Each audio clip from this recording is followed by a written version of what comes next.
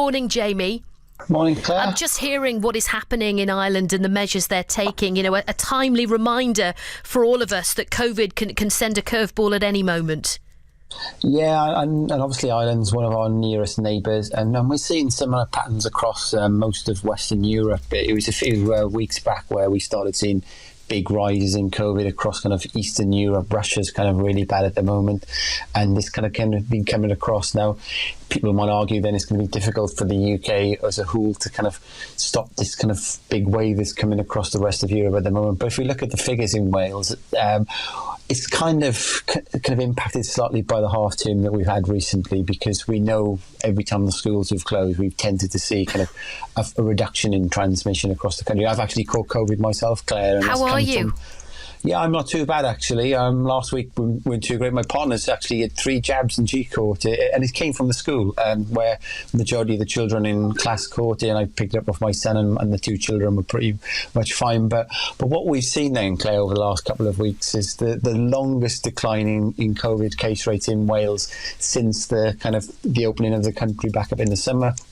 Mark Drakeford said at the last review that if case rates didn't come down, he would look to perhaps extend restrictions in Wales. So we're starting to see a little uptick in the last couple of days. Similar picture in England as well. So England was showing exactly the same trend as Wales, where the longest declining case rate since the opening up of England, and they started creeping up in the last couple of days as well. So I think next couple of weeks will be interesting.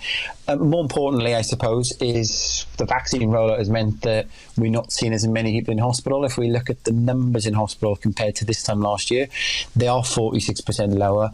I think the big issue, though, Claire, from a hospital perspective, is that because a lot of people stayed away from the NHS over the last 18 months, the overall number of patients in the NHS is higher now than this time last year, because there's lots more non-COVID patients coming forward. Yeah, and you mentioned Welsh Government, looking at an extension of COVID passes, all based on increasing rates. When might that happen? I mean, what is the threshold for that? I mean, it does seem we're not there yet with that level. I don't think so, Claire. And then there's very little evidence, really, that these are actually working. So vaccine passes or vaccine passports are in a number of these countries. They're in Ireland, that we've just been talking about there.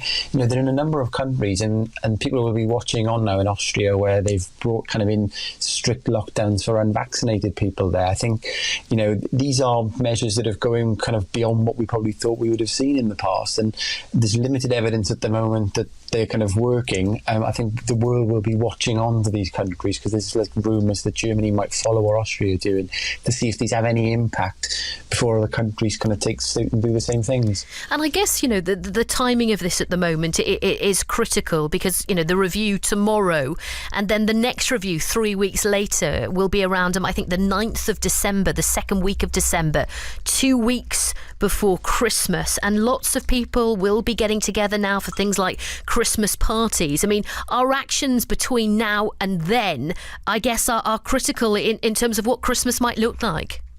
Quite possibly, Claire. I think we've still got these different measures across the country. So I know some businesses have been saying they're not going to have big Christmas parties and things. And Wales has still got this kind of work from home mandate if you can. England haven't. So if we start seeing cases rise, we've seen this big decline. I very much doubt they will be, as if they did start creeping up now and continue to go up, they're probably not going to be up as high in 3 weeks' time as what they were when we had the last review. It's just going to be a kind of a watching brief. The important thing is that what we have seen, Claire, is that since the booster rollout of the vaccine, cases among elderly people have been kind of reducing, which is an important thing. And ultimately, if you kind of the vulnerable people go forward, get the kind of the booster vaccine, that's going to offer you that extra protection this winter. Yeah, and Jamie, when you say, you hear about you and your wife, she's had a booster as well and has COVID, but thankfully not going into hospital, vaccine doing its job. Do you think it's a bit irresponsible to be thinking about mixing and having a big Christmas party at the moment? Well, obviously, we reopened the country and people were kind of saying that we've got to learn to live with the virus. I think some personal responsibility is obviously what people want to take forward. We know now from the data that people who've actually had COVID themselves are significantly less likely to catch COVID. And, there's millions of people in that kind of boat at the moment. So I think people will obviously take some kind of precautions, some care. And we know that ultimately, the figures are slightly ticking up.